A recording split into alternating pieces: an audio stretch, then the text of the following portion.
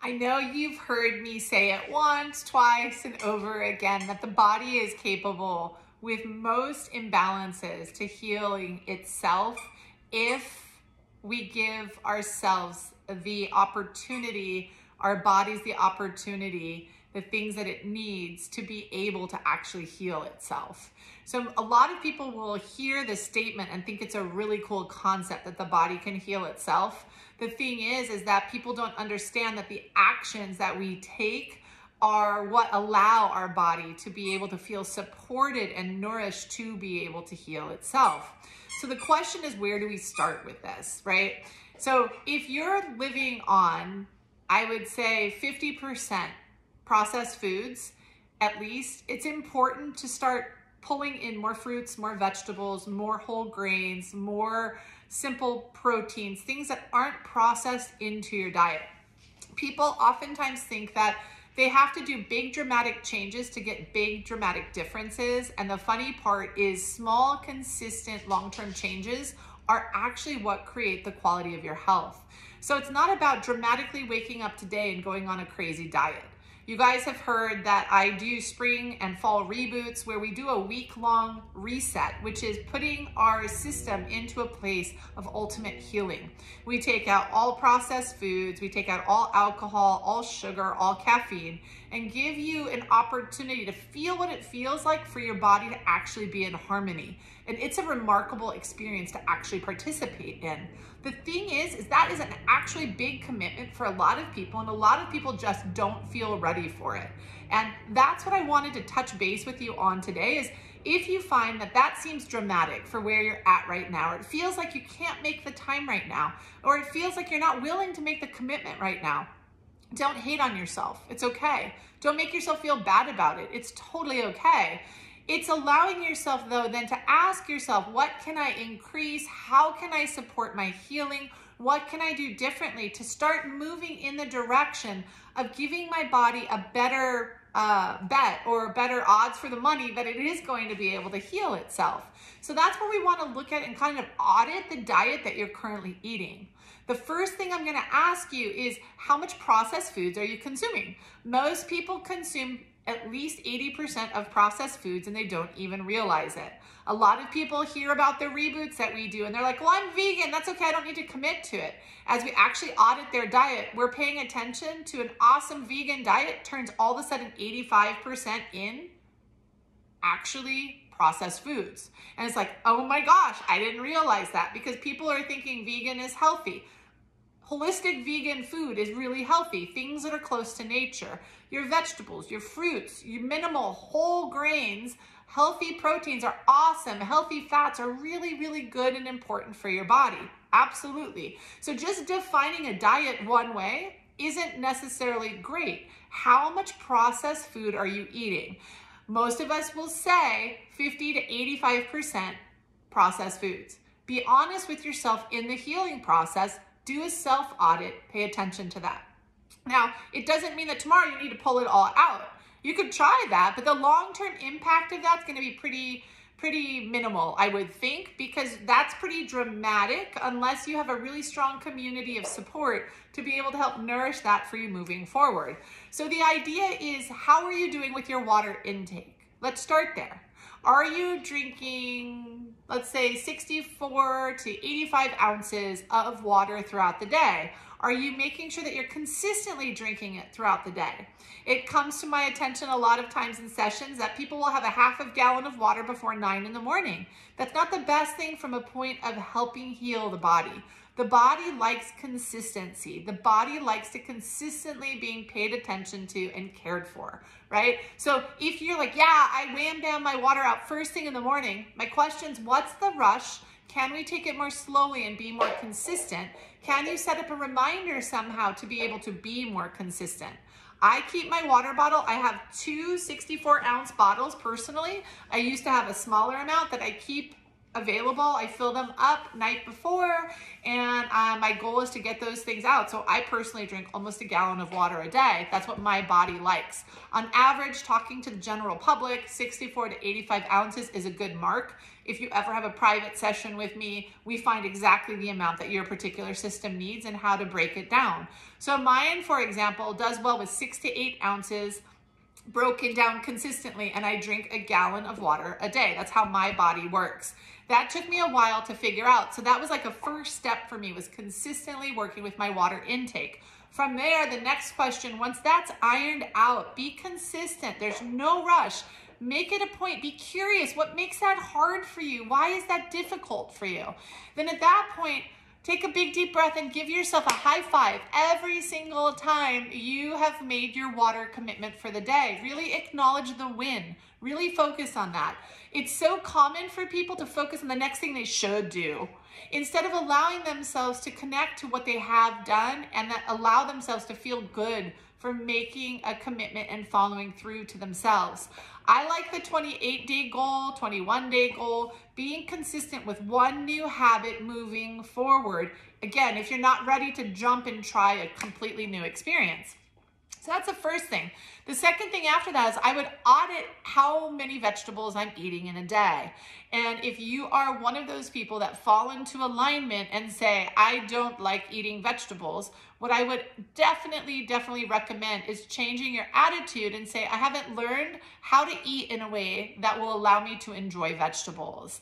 There are ways to do that where you can actually incorporate the nutritious elements of vegetables into your diet and you will hardly notice. However, if you're eating 85 to 100 ounces, 100% of a diet that's processed, fresh food isn't really appealing. That's something that I notice when I'm working with people, is a lot of people that have a higher level of processed food in their system, they actually don't resonate or they don't like the way natural foods taste. I watch it in children all the time. They're being fed a bagel in the morning. They're being fed toast in the morning. When I'm asked if they're being fed vegetables, the question's kind of like, no, they don't like them. Well, they don't like them because their palate's tuned into a different kind of frequency, if you will. And there's all kinds of scientific stats around that type of stuff. So the idea is being patient and curious with yourself. I like the idea of looking at how much you're hydrating and learning to be consistent with that and making a commitment of 21 to 28 days, pick an amount, stick to it, be consistent. I love looking at how many vegetables you're eating. Focus on that again in another committed time, focusing on that, allowing yourself to be aware of that, and then allowing yourself from that point to ask, how can I incorporate it and make more in my diet where if I don't like the taste of them, how do I do that? Be curious about it. Don't just say, I don't like vegetables. If your goal is to learn how to heal the body, you are going to need to change habits that you currently have. And you're going to have to change the way you're looking at things. You can do anything you want. You can change anything you want, and you can do it in a way that creates joy. What happens for most of us, though, is we put ourselves in this weird focus that's so restricted. It doesn't allow us to heal. It doesn't allow us to make changes.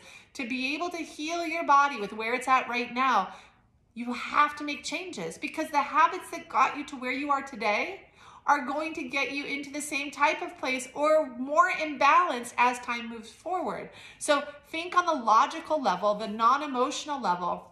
I have habits, and my habits aren't constructive for healing, and I need to fine-tune some of these things. And as I fine-tune them, I will be able to heal my body. As you drink more water, just starting with that, your palate will start to change. It will. As you start to eat a vegetable a day, if you're not used to it, your palate will start to change. So I'm going to challenge all of you here that are watching this. How much water are you drinking? Are you hitting a consistent goal of 65 to 85 ounces? If not, stop there. Focus on how you can commit to that for the next 2, 3, 4 weeks. I like a 4-week commitment. And Make it fun. How can you make it fun? And make sure to acknowledge yourself at the end of the day when you followed through. Now, if you haven't been able to do that, I want you to look at why, what habit, what pattern, what's happening to make you choose not to stay committed with your commitment. Have you not made it easy? When I first started drinking water, I didn't understand, this was years ago, I didn't understand the implications of having a lot of plastic water bottles in the environment, my health, stuff like that. So what I would do is I'd actually take the amount of water bottles in a day and have them sitting on the counter so that by the end of the day, they were gone. I went from that to having a gallon of water bottle, and my goal was to have that done by the end of the day. I would get a pretty glass to drink from. I would get pretty whatever to connect with. So present day, what I do is I take 2 of either a Nalgene bottle, you know, those plastic bottles that are safe for the body. If I don't use that, I might use my Yeti or another Hydro Flask, something like that. I like them. I put fun stickers on them. It makes drinking water fun. And I commit that by the end of the day, my 2 will be done. So whatever amount of water you pick with, figure out a way to make it fun and make sure that by the end of the day, you're acknowledging what a great job you're doing. You're not thinking, well, now I need to focus on something else. Take a big, deep breath, stop, relax, be patient as you're changing habits with yourself, because those habits will change your palate. As your habit changes and your palate changes, it's easier to take it to the next step and start incorporating an extra vegetable in a day. What kind of questions do you have for me? Ask me questions. Do you want to know how we can integrate more vegetables into your diet that make it easy? What is it that you're wanting to know? How is it that you're wanting to implement it? If you don't like vegetables at all, what is it about the vegetables you don't like? The taste, the texture, the thought of it? What is it that you don't like?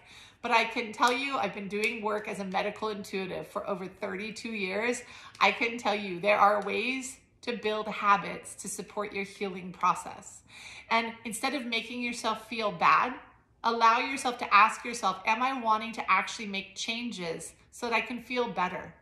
And if the answer is no, I don't want to make changes, that's okay. Don't make yourself feel bad.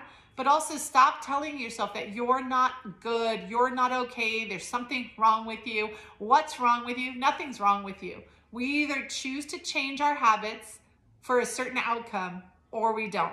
If you want to feel different in your body, I promise you, you will need to change some habits moving forward. You're capable of doing it, but it's learning how to do that to get a positive outcome. I'm excited for you. I know you can do it. Whenever you choose to commit to it. For me, when I choose to commit to new habits, what really, really helps is connecting to someone and having an accountability partner.